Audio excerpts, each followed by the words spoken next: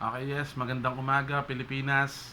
Andito po ako ngayon sa inyo para magbigay ng bahagi na mga nakasulat sa Biblia tungo sa ating pananampalataya.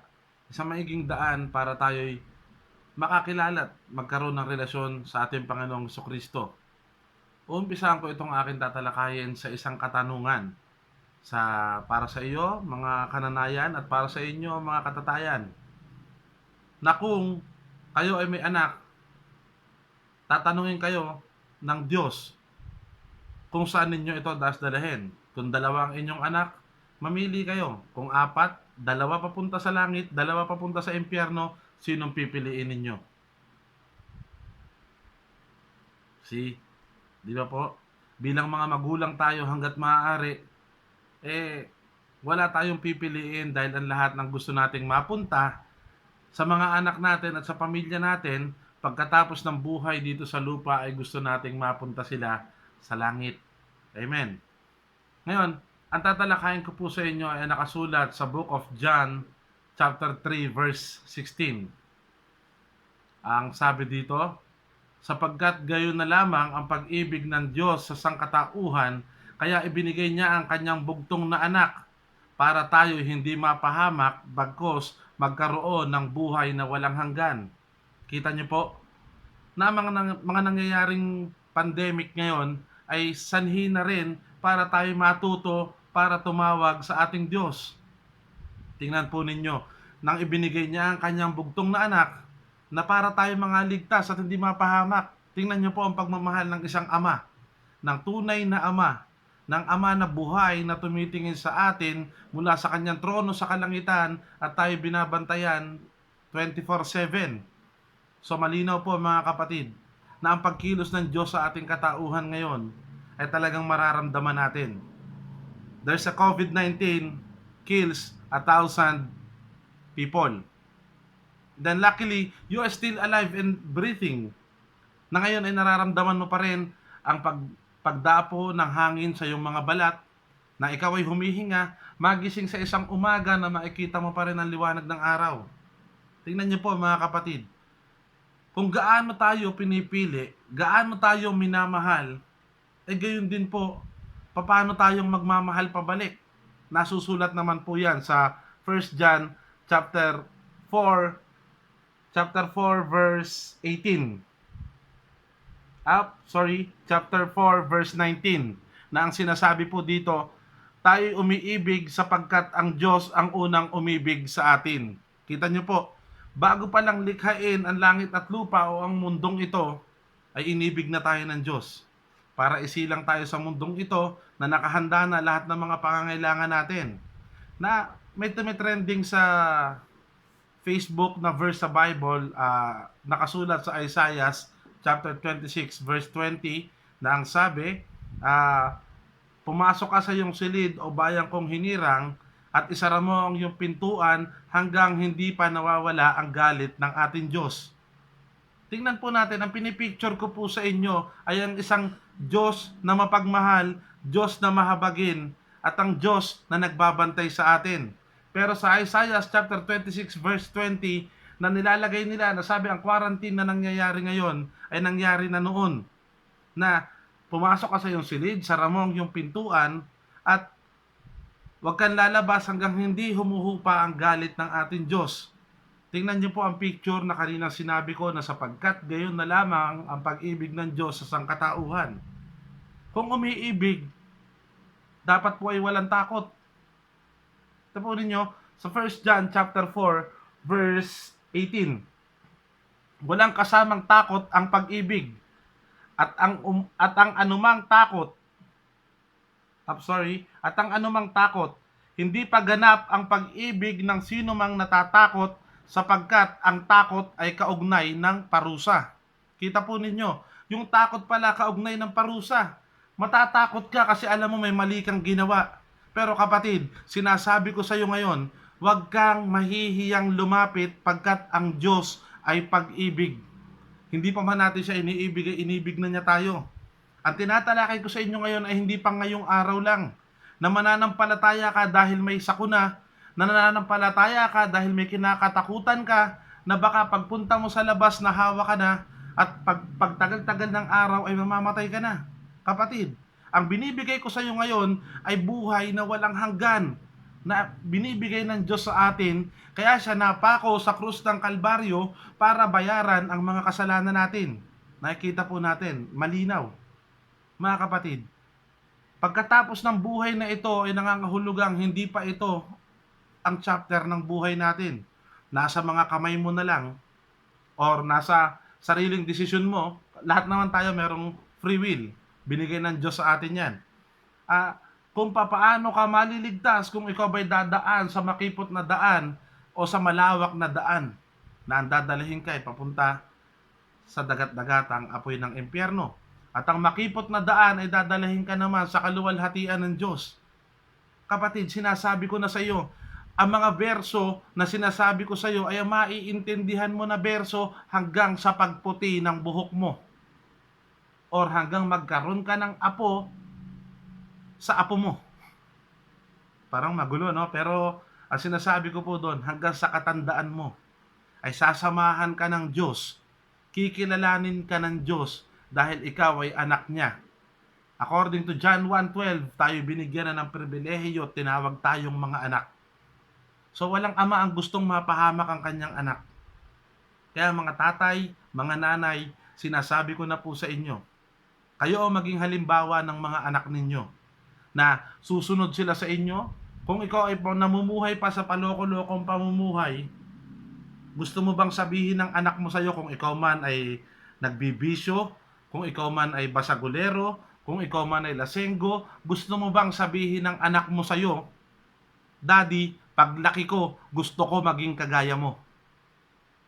Ang isang tao ay nababago pag pinadaan ito sa mga salita ng Diyos. Dahil Jesus Christ is a life changer. Naintindihan po natin? Huwag kayong mahihiyan lumapit dahil nasusulat na rin sa Romans 3:10 na walang matuwid ni isa, wala kahit isa. Araw-araw tayong nagkakasala sa buhay natin, pero kapatid, gusto kong malaman mo, araw-araw kang minamahal ng Diyos. Araw-araw siyang nakatingin sa iyo, araw-araw niyang binabantayan ang mga gawa mo, araw-araw kanyang iniingatan. At kung tatanungin niyo naman ako, bakit kung iniingatan ng Diyos, bakit may ibang mga napahamak at nawala? Hindi po ako nag-buffering. Ang gusto ko po, mag-isip po kayo na ang buhay na binibigay ko sa inyo ay buhay na pangwalang hanggan. Maaring ang ilan ng mga nauna ay nakapag-isip na, nakahingi na ng tawad, at ang mga kasalanan nating lahat ay binayaran na ng Panginoong Hesukristo mula sa krus ng Kalbaryo. At hindi tayo binili ng basta halaga. Binili tayo ng mismong mga dugo niya, buhay niya ang inalay para bayaran ng mga kasalanan natin. So mga kapatid, ang gusto kong i-illustrate sa inyo dito ay ang pagmamahal ng isang ama sa kanyang anak. Naintindihan niyo po? Ngayon pa lang, imulat na ninyo ang inyong mga anak sa isang magandang halimbawa na kumbaga sa isang salita na aking natutunan, live and lead by example. Sumunod ka sa isang magandang halimbawa. Mamuhay ka sa pamamagitan ng isang magandang halimbawa. Or kung ikaw naman ay leader na tinawag, mamuno ka bilang isang magandang halimbawa. Sinasabi ko po ito sa inyo dahil walang ibang makakapagligtas sa inyo sa gantong sitwasyon kundi ang Panginoong Hesukristo na nagbayad ng mga kasalanan natin. Ano mang nangyari ngayon ay mangyayari ulit sa mga susunod na panahon. Ito ay nasusulat na sa Biblia. Nauulit lang ang mga nangyayari, nababago lang ang mga tao sa ibabaw ng lupa. Kung ang mga anak ninyo ay matuturuan ninyo, malalaman na nila na kung maulit man ang sitwasyon na ito at wala na kayo dito sa lupang ito, tapos na ang inyong mga gampanin, alam na ng anak ninyo kung kanino sila lalapit, kung kanino sila tatawag. Huwag na nating hayaan na yung ating mga musmos ay mapaiba pa ng daan. Dahil Diyos ay pag-ibig, alam ko na Diyos din ang uunawa sa ating mga sitwasyon. At doon sa Isaiah 26:20, Huwag kayong mag-alala, hindi lahat kinakausap do'n na ang sinasabi, pumasok, isara ang silid, habang hindi pa humuhupa ang galit ng Diyos. Mga kapatid, iiwanan ko sa iyong isang tanong, bakit ba nagalit ang Diyos? Marami ba? Marami ba ang sumusunod sa Panginoong Jesucristo kung anong example na kanyang ginawa? Marami ba ang lumalapas tangan sa Panginoong Hesus sa kanyang ginawa? Marami bang mga nangungutya? Kapatid, kung isa ka sa sumusunod, hindi ikaw ang kinakausap sa Isaiah 26:20.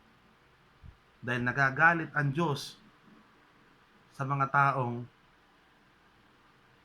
tumataliwas sa kanyang kautusan. Kaya mga kapatid, ang aking mensahe sa araw na ito ay mensahe na panghabang buhay ninyo. Mensahe na pwede niyong ipamana sa inyong mga anak.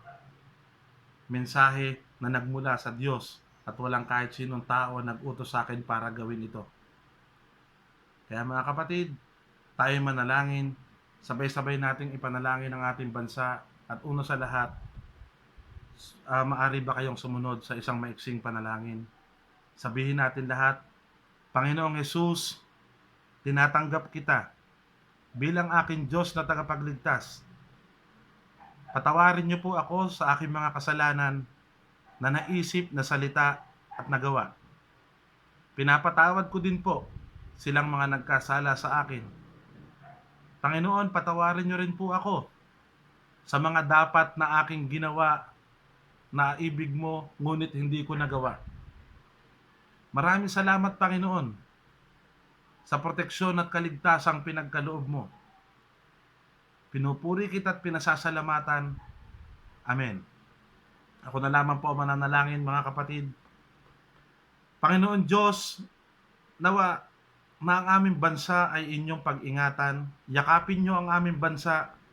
Proteksyonan nyo po ang bawat bubungan, ang bawat pamilya, maging ang tumatawag sa iyo at kahit silang mga hindi pa nila alam. Proteksyonan nyo po sila mula sa sakuna ng COVID virus. Lord, alam ko po na ikaw ang nakakakita ng lahat ng pangyayari. Pagharian mo po nawa ang mga puso't kaisipan ng mga taong namumuno na iyong pinagkatiwalaan. Dahil sinabi mo po sa iyong kasulatan na walang lipunan ang hindi nanggaling sa iyo.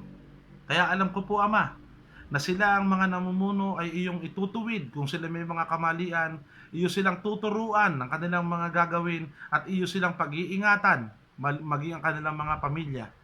Gayon din po, Ama, ang mga taong nakapanood nito at sila pa mga hindi, ay ibigay mo rin po sa kanila ang pag-ibig mo na binigay ninyo sa lahat ng mga nananampalataya sa iyo.